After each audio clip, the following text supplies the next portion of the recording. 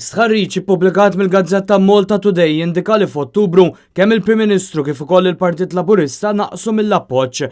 Dan fil-waqt li l-kap tal-Partit Nazzjonalista Adrian Delia żied fl-appoġġ popolari waqt li żdied ukoll l-appoġġ lejn il-Partit Nazzjonalista. Bil-Partit Laburista jinżel għal 44.4%. Iċ-ċifri tal-Malta Today juru li l-fiduċja fil-Prim Ministru żdiedet fost l-elettorat Awċi, iżda dan is-survey sar eżatt qabel faqqa l-każ tal-permess kontroversjali fil-qala, każ li ġab rabja kbira fost l-Awċin għal mod kif Clayton Bartolo, id-deputat Laburista, ivvota favur il-bini ta' villa f'Arto Dizet. Intant mill-istess tħarriġ jirriżulta wkoll li 62% taż-żgħażagħ u adulti taħt il-35 sena ma kienu impressjonati xejn bil-budget u tawh rating medju. L-artiklu tal-Malta Today jinnota li t-titjib fl-appoġġ lejn Adrian Delia jixed li prestazzjoni aħjar mill-kap tal-Partit Nazzjonalista qed wassal ukoll biex jiżdied l-appoġġ lejn il-partit.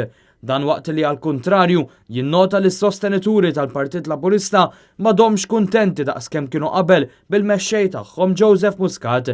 L-istħarriġ sar bejn l-24 u l-31 ta' Ottubru, jiġifieri fl-isfond tal-budget li l-Partit Laburista tant ftaħar bih, iżda li issa qed jidher dejjem aktar biċ-ċar li ma ndirizzax il-problemi veri tal-familji Maltin u Awċin. Il-Partit Laburista naqqas anke fin-naħa t'isfel ta' Malta, reġjun magħruf bħala fortizza tal-Partit Laburista, hawn wieħed isib l-akbar ammont ta' persuni li mhux se jivvutaw 23%.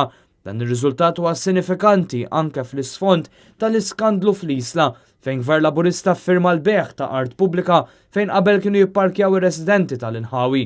Minflok din l-art għaddiet għand il-Ġordaniżi tal-American University of Malta.